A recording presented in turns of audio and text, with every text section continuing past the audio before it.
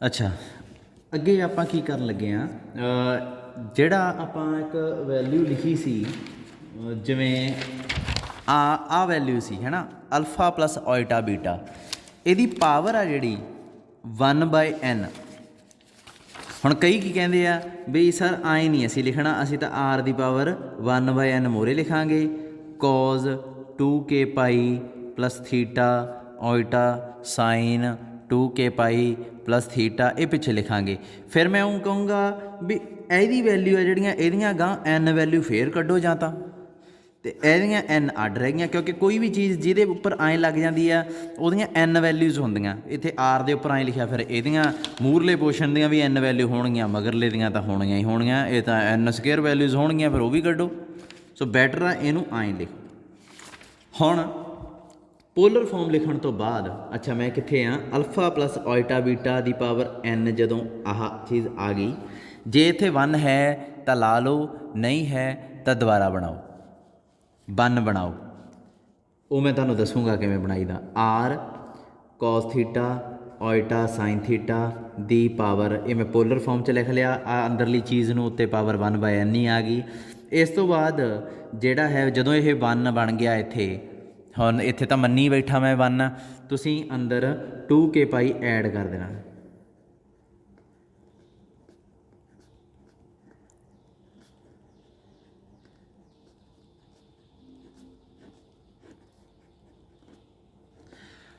ਠੀਕ ਹੈ, ਐਡ ਕਰਨ ਤੋਂ ਬਾਅਦ ਆਰ ਦੇ ਉੱਪਰ 1/n ਜਿਹੜੀ ਪਾਵਰ ਆ ਉਹਨੂੰ ਐਂ ਲਿਖਣਾ, ਕੋਜ਼, ਫਿਰ ਹੁਣ 1/n ਨੂੰ ਲੈ ਕੇ ਆਉਣਾ ਤੁਸੀਂ ਮੂਹਰੇ। ਜਿੰਨਾ ਟਾਈਮ 2k ਪਾਈ ਨਹੀਂ ਲਾਇਆ ਉਹਨਾਂ ਟਾਈਮ ਨਹੀਂ ਲਿਆਉਣਾ।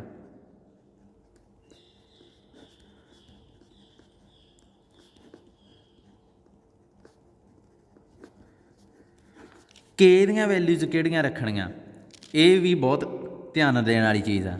ਕੇ ਦੀਆਂ ਵੈਲਿਊ 0 ਤੋਂ ਸ਼ੁਰੂ ਹੋਣਗੀਆਂ, 1 2 ਅਪ ਟੂ ਸੋਨ, ਆ ਜਿਹੜੀ ਪਾਵਰ ਆ ਇਹਦੇ ਤੋਂ 1 ਘੱਟ ਤੱਕ ਵੈਲਿਊਜ਼ ਪੁੱਟ ਕਰਨੀਆਂ। ਆ ਜੋ ਵੀ ਆਨਸਰ ਇਹਦਾ ਆਊਗਾ ਕੇ ਦੀ ਹਰੇਕ ਵੈਲਿਊ ਲਈ, ਉਹ ਤੁਹਾਡੇ ਰੂਟਸ ਆਈ ਜਾਣਗੇ। ਕੇ ਦੀ 0 ਵੈਲਿਊ ਭਰੀ, ਪਹਿਲਾ ਰੂਟ ਕੀ ਆ ਗਿਆ, ਕੋਜ਼ ਥੀਟਾ ਬਟਾ ਐਨ ਓਇਟਾ ਸਾਈਨ ਥੀਟਾ ਬਟਾ ਐਨ। ਕੇ ਦੀ 1 ਵੈਲਿਊ ਭਰੀ, ਕੀ ਆਊਗਾ, ਕੋਜ਼ 2 ਪਾਈ ਪਲਸ ਥੀਟਾ ਬਟਾ ਐਨ ਓਇਟਾ ਸਾਈਨ 2 ਪਾਈ ਪਲਸ ਥੀਟਾ ਬਟਾ ਐਨ।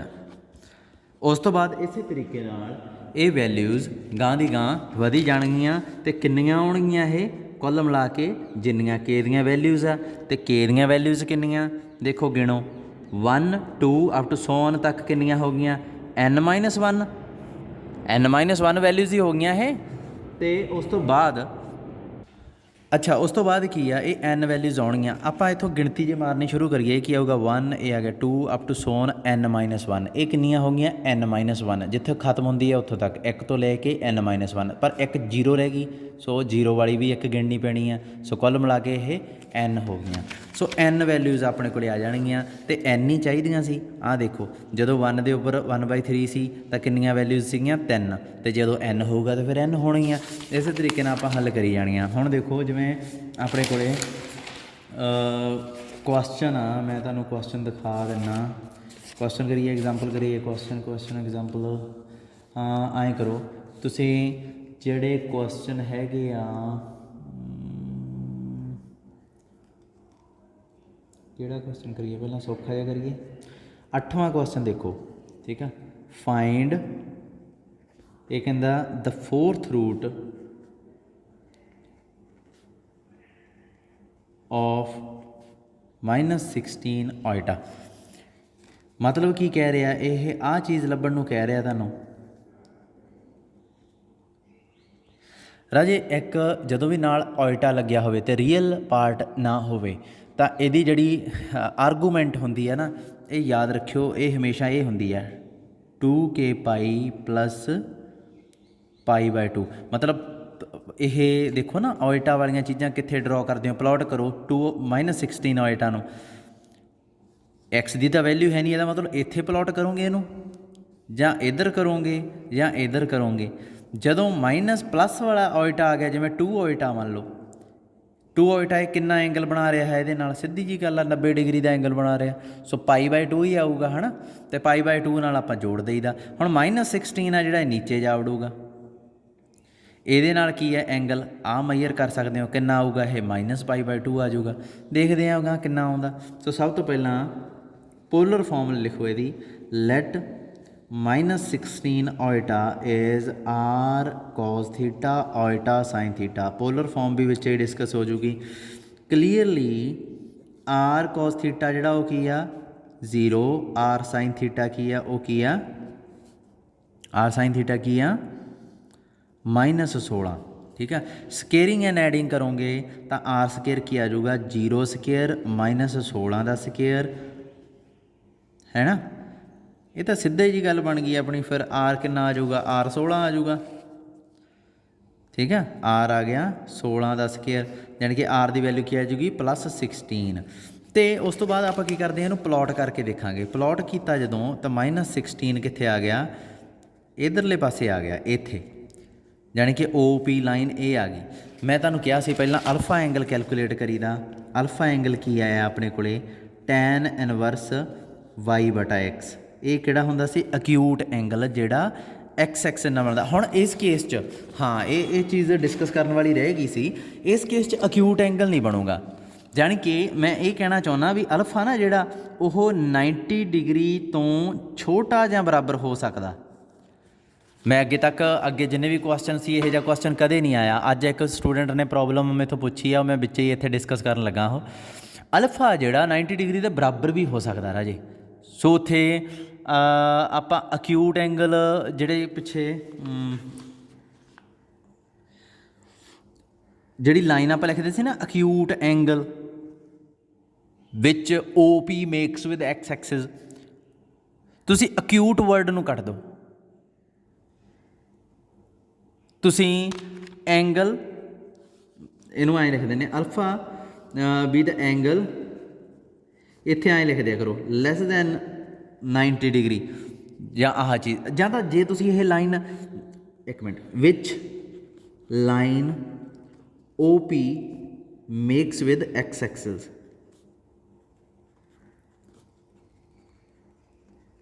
ਜੇ ਤੁਸੀਂ ਆਹ ਲਾਈਨ ਲਿਖਦੇ ਹੋ ਅਕਿਊਟ ਐਂਗਲ ਨਾ ਲਿਖੋ, ਕਿਉਂਕਿ ਅਕਿਊਟ ਐਂਗਲ ਆ ਜਿਹੜਾ ਆਈ ਥਿੰਕ ਕਈ ਇਹ ਡੈਫੀਨੇਸ਼ਨ ਦੇ ਹਿਸਾਬ ਨਾਲ ਆ, ਕਈ 90 ਡਿਗਰੀ ਨੂੰ ਅਕਿਊਟ ਮੰਨ ਲੈਂਦੇ ਆ, 90 ਡਿਗਰੀ ਨੂੰ ਵੀ ਅਕਿਊਟ ਮੰਨ ਲੈਂਦੇ ਆ, ਕਈ ਲੈਸ ਦੈਨ 90 ਡਿਗਰੀ ਨੂੰ ਅਕਿਊਟ ਮੰਨਦੇ ਆ।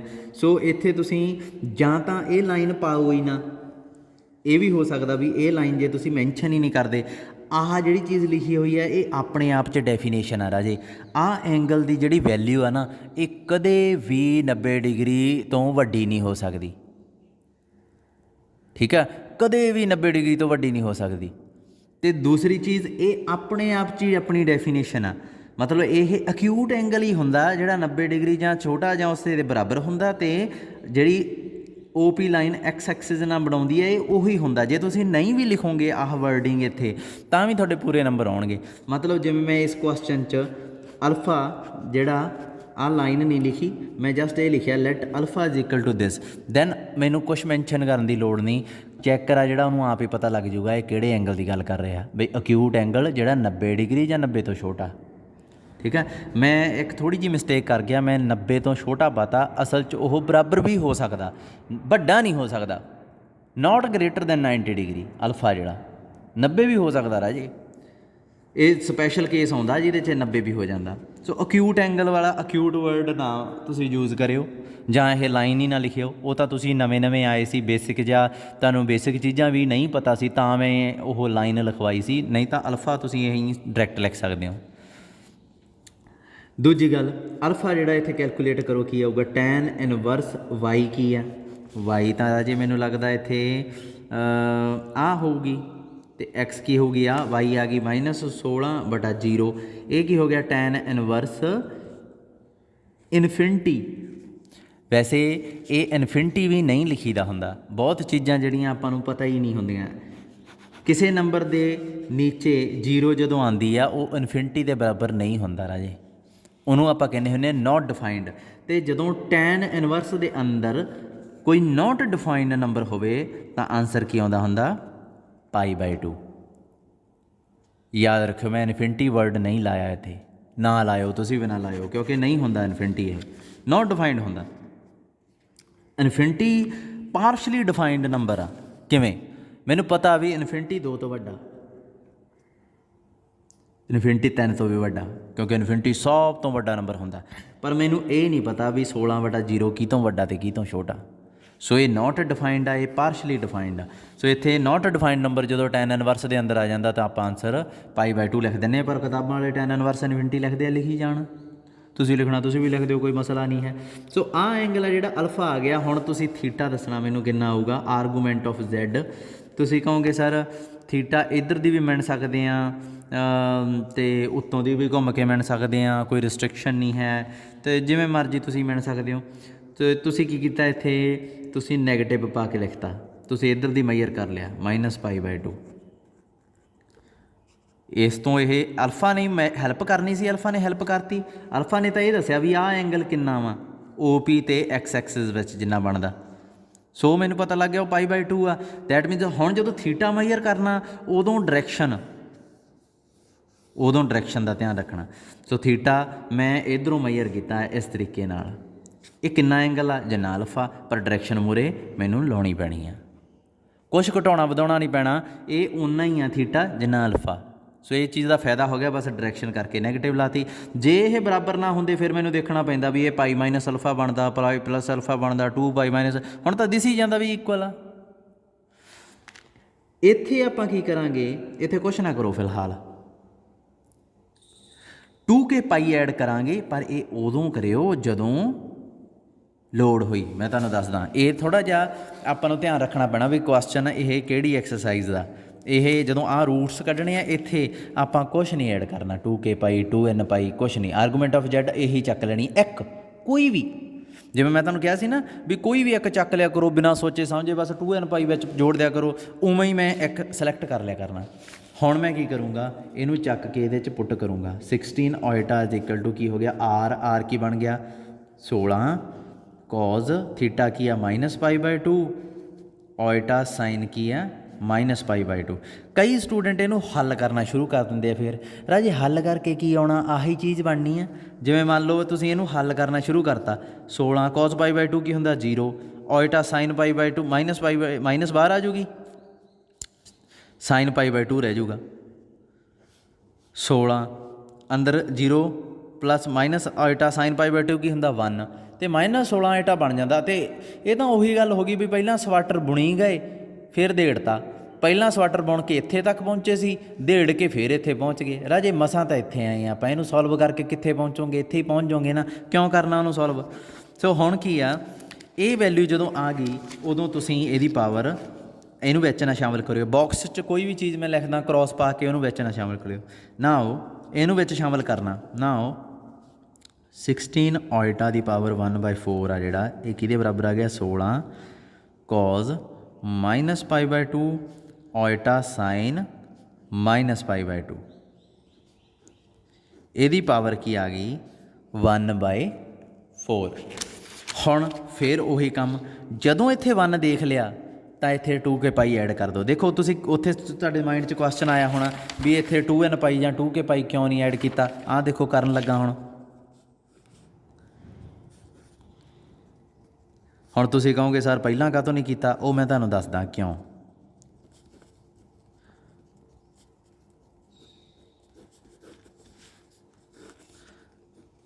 आ 1 आ ना जिहड़ा उत्ते, इनू देख के ऐड करना, जे इत्थे 2 आ तो पहला 2 नूं अंदर लिया के हल करना सी मैं। जिवें मान लो कोई इत्थे वर्ड इत्थे करके दिखा देना, जे मान लो ये है कॉज -π/2 ओएटा साइन -π/2, इहदी पावर जे 2/4 हुंदा तो मैं इनू की करना सी, मैं 2 नूं अंदर रखना सी,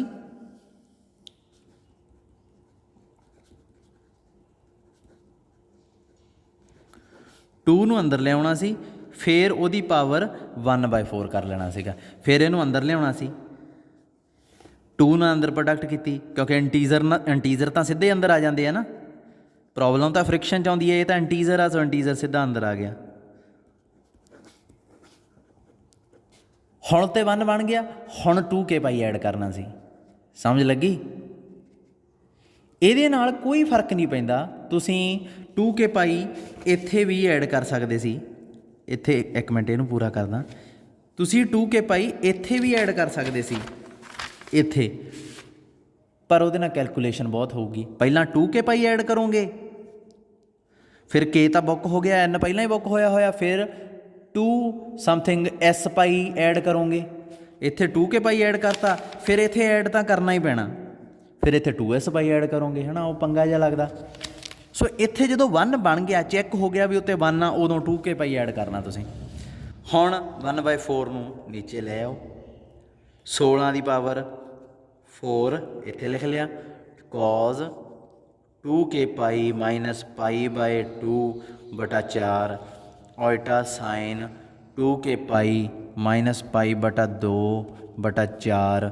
k ਦੀ ਵੈਲਿਊ ਕੀ ਹੋਣੀ ਚਾਹੀਦੀ ਹੈ? 0 ਭਰ ਸਕਦੇ ਹਾਂ, 1 ਭਰ ਸਕਦੇ ਹਾਂ, 2 ਭਰ ਸਕਦੇ ਹਾਂ ਅਤੇ 3। ਦੇਖੋ 0 ਤੋਂ ਸ਼ੁਰੂ ਹੋ ਕੇ ਨਾ 4 ਗਿਣ ਲਿਆ ਕਰੋ, 1 2 3 4, 0 ਤੋਂ 4 3 ਤੱਕ ਹੋ ਗਈਆਂ। ਸੋ ਹੋ ਗਈਆਂ। ਹੁਣ ਕੀ ਕਰਨਾ, ਇਹਨੂੰ ਸਿੰਪਲੀਫਾਈ ਕਰ ਲਓ। ਜਦੋਂ k ਇੰਟਰੋਡਿਊਸ ਕਰਤੀ, ਉਦੋਂ ਬਾਅਦ ਜਦੋਂ ਆਹ ਬੜੀ ਪਾਵਰ k ਦੇ ਥੱਲੇ ਆ ਗਈ, ਜਿਵੇਂ ਆਹ 1/4 ਉੱਤੇ ਸੀ, ਇਹ ਥੱਲੇ ਆ ਗਈ, ਨਾਲ ਹੀ k ਮੈਂਸ਼ਨ ਕਰ ਦੇਣਾ ਤੁਸੀਂ ਇਸ ਤਰੀਕੇ ਨਾਲ ਵੀ k ਕੀ ਆ। ਜਿੰਨਾ ਟਾਈਮ ਉੱਤੇ ਆ ਉਹਨਾਂ ਟਾਈਮ ਕੋਈ ਚੱਕਰ ਨਹੀਂ, 1/4 ਪਾਵਰ ਉੱਤੇ ਆ। ਜਦੋਂ ਥੱਲੇ ਲਿਖਤੀ ਨਾਲ ਹੀ k ਦੀਆਂ ਵੈਲਿਊ ਲਿਖ ਦਿਓ। ਜੇ ਨਹੀਂ ਲਿਖਦੇ ਤਾਂ ਵੀ ਪੰਗਾ। ਉਹ ਕੀ ਪੰਗਾ ਹਜੇ ਸਮਝਾਇਆ ਨਹੀਂ ਜਾਣਾ।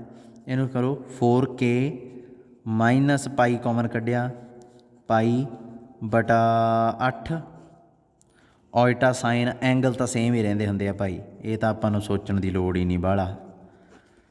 k ਦੀ ਵੈਲਿਊ ਕੀ ਹੈ, ਨਾਲ ਨਾਲ ਲਿਖੀ ਜਾਣੀਆਂ k ਦੀਆਂ ਵੈਲਿਊਜ਼। ਅੱਛਾ, ਹੁਣ k ਦੀ ਵੈਲਿਊ 0 ਭਰੋ, ਕੀ ਆਊਗੀ ਸਭ ਤੋਂ ਪਹਿਲੀ? ਸੋ -16 ਉਲਟਾ 1/4 ਹੈਜ਼ 4 ਵੈਲਿਊਜ਼। ਪਹਿਲੀ ਕਿਹੜੀ ਆ? ਫੋਰ k = 0 ਪਹਿਲੀ ਵੈਲਿਊ ਕਿਹੜੀ ਆ ਗਈ? 16 ਨੂੰ 4 ਨਾਲ ਕੀਤਾ, ਇਹਦਾ ਆਨਸਰ ਕਿੰਨਾ ਆਊਗਾ? 2, ਹੈ ਨਾ। 16 ਦੀ ਪਾਵਰ 1/4 2 ਹੀ ਹੁੰਦਾ, ਰੀਅਲ ਨੰਬਰ ਤਾਂ 2 ਹੀ ਆਊਗਾ, ਕੰਪਲੈਕਸ ਤਾਂ ਬਹੁਤ ਆਉਣੇ ਆ, 2 ਆ ਗਈ। cos k ਦੀ ਵੈਲਿਊ 0 ਮਾਈਨਸ π/8 ਰਹਿ ਗਿਆ, k ਦੀ ਵੈਲਿਊ ਇੱਥੇ 0 ਕਰ ਦਿਓ, ਮਾਈਨਸ π/8 ਹੀ ਰਹਿ ਜਾਊਗਾ। ਮੈਂ ਦੂਜੇ ਐਂਗਲ ਬਾਰੇ ਤਾਂ ਸੋਚਦਾ ਹੀ ਨਹੀਂ ਹੁੰਦਾ, ਉਹ ਤਾਂ ਸੇਮ ਹੀ ਆਉਣਾ ਹੁੰਦਾ। ਅੱਛਾ, ਇਹ ਵੈਲਿਊ ਆ ਗਈ ਭਾਈ 2 cos π/8 ਮਾਈਨਸ ਉਲਟਾ ਸਾਈਨ π/8। ਠੀਕ ਆ, ਇਹ ਪਹਿਲੀ ਵੈਲਿਊ। ਫਿਰ k ਦੀ ਵੈਲਿਊ 1 ਭਰੋਗੇ, ਕੀ ਆਊਗਾ? ਮੂਹਰੇ ਤਾਂ 2 ਹੀ ਆ, ਇੱਥੇ ਵੀ cos ਆ, ਇੱਥੇ ਉਲਟਾ, ਇੱਥੇ ਸਾਈਨ ਆ। ਐਂਗਲ ਦੱਸੋ, ਇਹ ਤਾਂ ਸੇਮ ਹੀ ਰਹਿਣਾ। ਬਾਕੀ ਇੱਥੇ k ਦੀ ਵੈਲਿਊ 1 ਭਰੋ, 4 ਦੀ 1 ਮਾਈਨਸ 1 ਕਿੰਨਾ ਬਣ ਗਿਆ? ਇਹ 3, ਯਾਨੀ ਕਿ ਮੂਹਰੇ 3 ਨਾਲ ਕੀ ਪਿਆ? π/8, 3π/8। ਇਹ ਦੂਸਰੀ ਵੈਲਿਊ ਆ ਗਈ। k ਦੀ ਵੈਲਿਊ 2 ਭਰੋਗੇ, ਜਦੋਂ ਮੂਹਰੇ ਤਾਂ ਸਾਰਾ ਹੀ ਆਹ cos, ਐਂਗਲ ਹੀ ਬਦਲਦੇ ਹੁੰਦੇ ਆ। ਹੁਣ ਐਂਗਲ k ਦੀ ਵੈਲਿਊ 2 ਭਰੋ, ਇੱਥੇ 4 ਦੂਣੀ 8 ਤੱਕ 7π/8, ਥੋੜ੍ਹਾ ਜਿਹਾ ਫਾਸਟ। k ਦੀ ਵੈਲਿਊ 3, 2 cos, ਇੱਥੇ 3 ਭਰਿਆ, 4 ਤੇ 12 ਤੱਕ 11, 11π/8। ਇੱਕ ਹੋਰ ਤਰੀਕਾ ਵੀ ਦੱਸਦਾ ਤੁਹਾਨੂੰ, ਆਹ ਦੇਖੋ, ਇੱਥੇ 1 ਸੀ, 3 ਸੀ, 7 ਸੀ, 11 ਸੀ, 1 3 7 11, ਫਰਕ ਦੇਖੋ ਦੋਵਾਂ 'ਚ, 2 ਐਡ ਹੋ ਗਏ।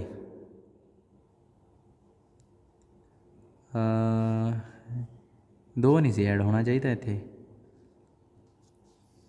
1 3 7 11, ਕੁਛ ਰਹਿ ਗਿਆ। k ਦੀ ਵੈਲਿਊ 0 ਭਰੀ, 1 ਭਰੀ, 2 ਭਰੀ, 4 ਦੂਣੀ 8 ਤੇ 1 7।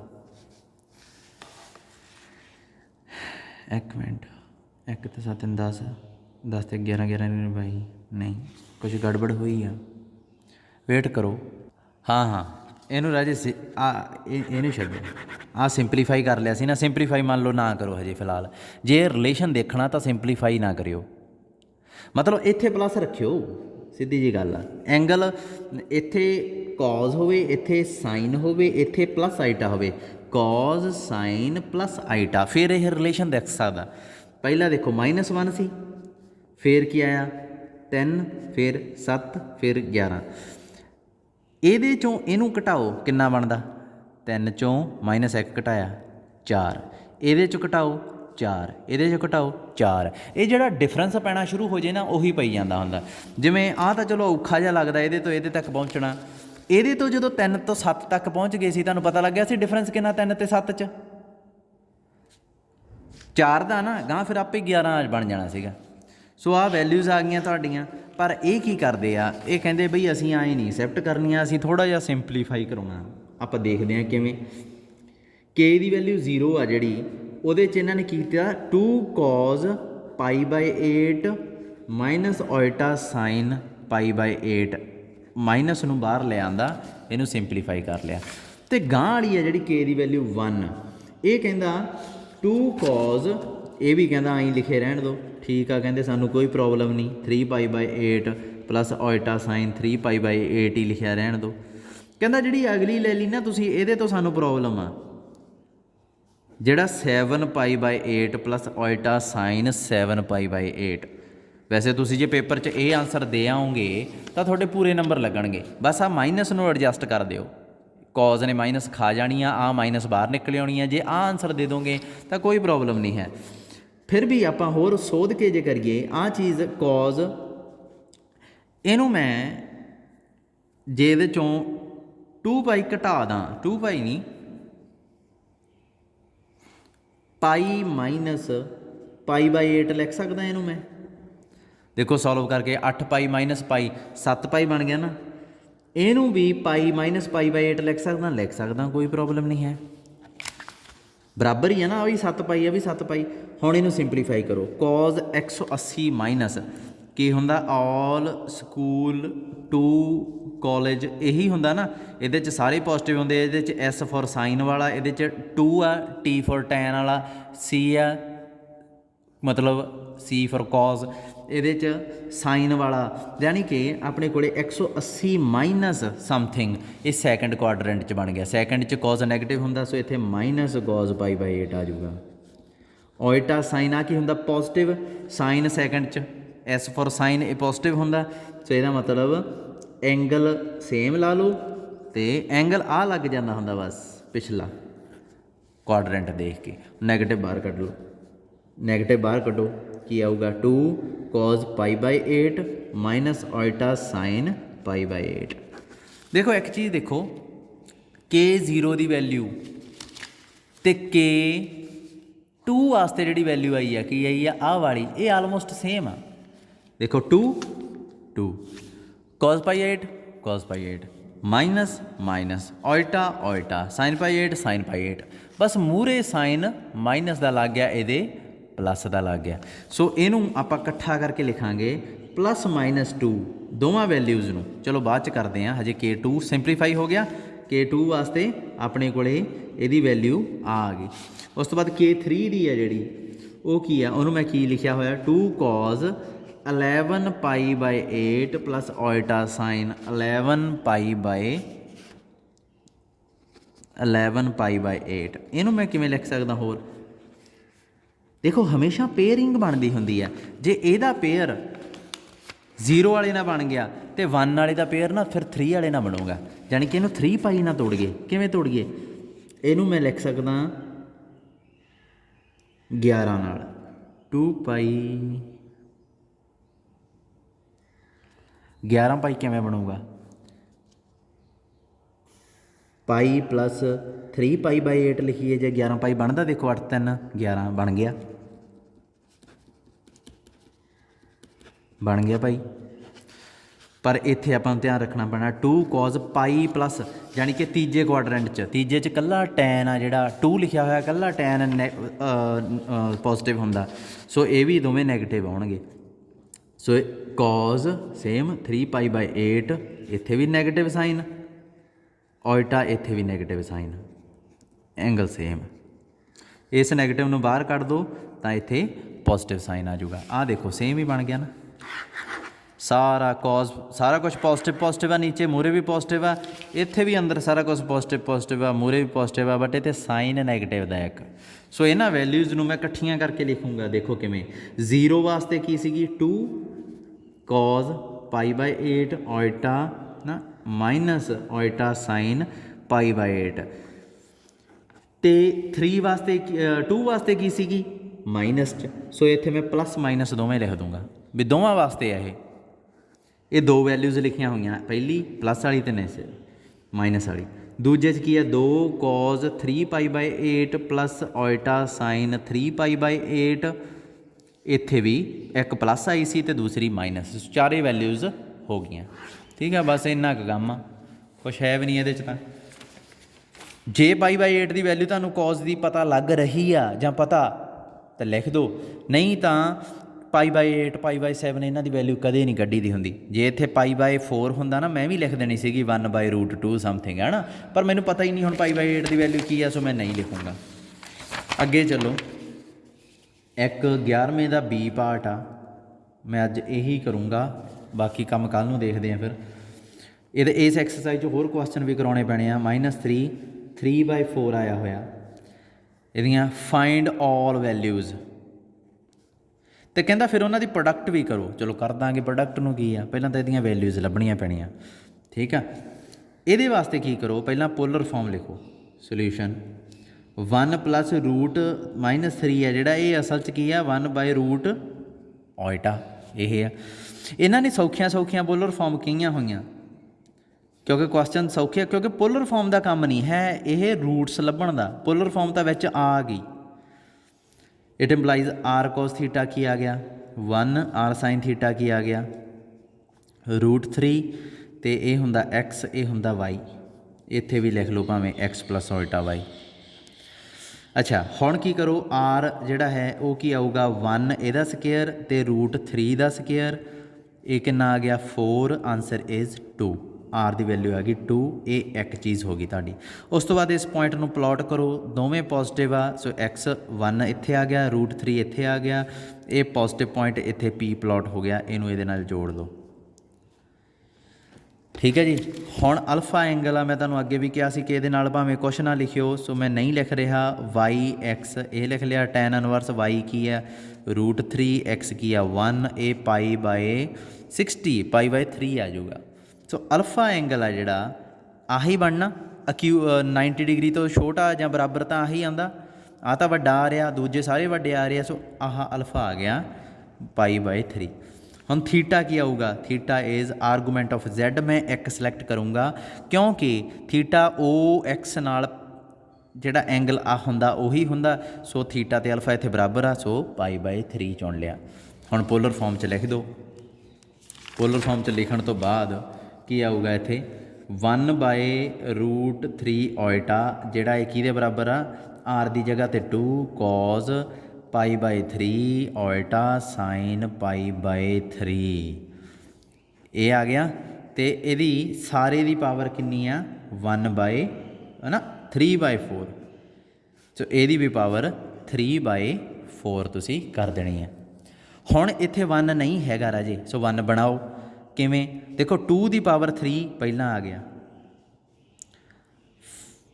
cos π/3 ਓਇਟਾ sin π/3, ਇਹਦੇ 'ਤੇ ਵੀ 3 ਪਹਿਲਾਂ ਆ ਗਿਆ। ਉੱਪਰ ਕੀ ਰਹਿ ਗਿਆ, ਇਕੱਲਾ 1/4। ਅੰਦਰਲੀ ਚੀਜ਼ ਨੂੰ ਹੱਲ ਕਰ ਲਓ ਪਹਿਲਾਂ। ਇਹ ਆ ਗਿਆ 8 cos 3 ਐਂਗਲ 'ਚ ਲੈ ਆਓ, π/3 ਨਾਲ 3 ਦੀ ਪ੍ਰੋਡਕਟ ਹੋ ਗਈ, ਓਇਟਾ sin, ਫਿਰ 3 ਅੰਦਰ ਲੈ ਆਓ, π/3 ਨਾਲ ਪ੍ਰੋਡਕਟ ਹੋ ਗਈ, ਉੱਤੇ 1/4। ਇਹ ਕੀ ਬਣ ਗਿਆ 8, ਇਹ ਆ ਗਿਆ cos π ਓਇਟਾ sin π, ਇਹਦੀ ਪਾਵਰ ਉੱਤੇ 1/4। ਹੁਣ ਕੁਛ ਸਟੂਡੈਂਟ ਆ ਉਹ ਕੀ ਕਰਨਗੇ, ਇਹਨੂੰ ਹੋਰ ਸਿੰਪਲੀਫਾਈ ਕਰੀ ਜਾਂਦੇ ਆ। ਯਾਰ ਜਦੋਂ ਪੋਲਰ ਫਾਰਮ ਜੀ ਵਰਗੀ ਫਾਰਮੈਟ ਬਣ ਗਿਆ ਅਤੇ ਉੱਤੇ 1 ਆ ਗਿਆ, ਤੁਸੀਂ 2k π ਐਡ ਕਰਨਾ, ਸੋ 8 cos 2k π ਐਡ ਕਰਤਾ ਮੈਂ ਵਿੱਚ, ਕਿਉਂਕਿ ਇਹ ਪੋਲਰ ਫਾਰਮ ਵਾਲੀ ਫਾਰਮੈਟ 'ਚ ਆ ਗਿਆ। cos ਆ ਪਲੱਸ ਓਇਟਾ ਵਾ ਅਤੇ ਸਾਈਨ ਆ, ਉੱਤੇ 1, ਹੁਣ 2k π ਐਡ ਕਰਨ ਦਾ ਟਾਈਮ ਆ ਗਿਆ। ਹੁਣ ਜਦੋਂ 1/4 ਨੂੰ ਪ੍ਰੋਡਕਟ ਕਰੋਗੇ, 8 ਦੇ ਉੱਪਰ 4 ਲਗਾ ਕੇ ਐਂ ਲਿਖ ਦਿਓ, cos ਦੇ ਥੱਲੇ ਆਉਣਾ ਐਂਗਲ 'ਚ ਇਹ ਹੈ ਨਾ, ਸੋ 2k, ਇਹਨੂੰ ਦੇਖੋ 2k π + π/4 ਆ ਜਾਊਗਾ, ਓਇਟਾ ਸਾਈਨ 2k π + π/4 ਆ ਜਾਊਗਾ। ਇੱਥੇ ਨਾਲ ਹੀ k ਦੀਆਂ ਵੈਲਿਊ ਲਿਖ ਦੇਣੀਆਂ ਤੁਸੀਂ, 0 1 2 ਕਿੰਨੀਆਂ ਲਿਖਾਂ 4 ਤੱਕ, 1 2 3 4 4 हो गया ठीक है। रुक जाओ। उस तो बाद बस वैल्यूज़ भरनियाँ। 8 आ जिहड़ा ये आई पिया रहूगा राजे, ठीक है, पिया रहन दो इनू। कोई की वैल्यू कढ़ लोगे 8 की 1/4, कुछ भी नहीं आती होंगी। सो इत्थे 0 भरो, फिर 1 भरो, फिर 2 भरो, फिर 3 भरो, सारिया वैल्यूज़ कढ़ लो। 4 8 इनू थोड़ा जिहा सोध के लिख लो 2k + 1/4 लिख लो, नाल पाई पा लो, 2 पाई कॉमन कढ़ लिया मैं। ऑल्टा साइन 2k + 1 नाल बटा 4 लिख लो, इत्थे भी पाई पा लो। के दियाँ वैल्यूज़ 0 1 2 3 भर दो। मैं वैल्यूज़ भरन लगा इहदियां। पहली वैल्यू 8 दे उपर 4, कॉज 0 भरिया, 2k + k की वैल्यू 0 भरी, π/4 रह जाऊगा। Cause π/4 plus ऑल्टा sign π/4। जदों प्रोडक्ट करने नूं कहा इनू सिंपलीफाई नहीं करना। मैनू पता कॉज π/4 की वैल्यू तुहानूं पता की होंदी आ, पर इनू सिंपलीफाई नहीं करना। जदों प्रोडक्ट करन नूं कहा, इस क्वेश्चन च उन्होंने कहा भी सारे रूट्स की असीं प्रोडक्ट करवाउणी एंड ते, सो इनू आई छड्ड लो। कॉज फिर इत्थे की आऊगा 1 यानी कि 3π/4 प्लस ऑल्टा साइन 3π/4, फिर वही, फिर 2 भरिया कॉज। हुण मैनूं पता इत्थे 1 3 आ, देखो 1 च 2 जोड़े 3 बनता, फिर मैं सीधा 5 पाता क्योंकि मैनूं पता हुण की आउणा 5 ही आउणा। ये सिमिट्री बनती हुई आ हमेशा, ये रिलेशन हमेशा ही रहिंदा। 3 2 5 ते 2 7, पर जे इत्थे किते नैगेटिव तो शुरू होया फिर बहुत ध्यान नाल आपां नूं देखना पैना। आ गई। हुण तुसीं कहोगे सारे इनू सिंपलीफाई करिए, मैं कहूँगा देखो आंसर तो आप भी लिख ही सकते हैं, कोई प्रॉब्लम नहीं है काके, पर ये आने भी उवें आ पेयर च, जिवें तुहानूं मैं पहलां कहा सी। पर इत्थे तुसीं कढ़ना तो उवें भी कढ़ सकते हो, इहदी वैल्यू कढ़ सकते हो। इहने तुहाडी किताब वाले ने इहदे रूट्स की वैल्यू 11वें तो 20 है ना, सीधी कोई छड्डी हुई है, सीधी छड्डी हुई है। पर आपां की करना, आपां भी ऐं छड्ड देनी है क्योंकि इत्थे ज़्यादा फोकस प्रोडक्ट ते आ। तुसीं ऐं भी छड्ड सकते हो यार, कोई चक्कर नहीं। जे रूट्स ऑफ यूनिटी रूट्स पुछया then this is your answer, तुहाडे पूरे नंबर आउणगे। Now product of all these, उन्हें ये पुछया ऑल दीज रूट्स इज़ की आऊगी, सारिਆਂ ਦੀ प्रोडक्ट करो। देखो 8 8 8 8 कितनी बार प्रोडक्ट होना, 4 बार राजे। तो यदी पावर कितनी आ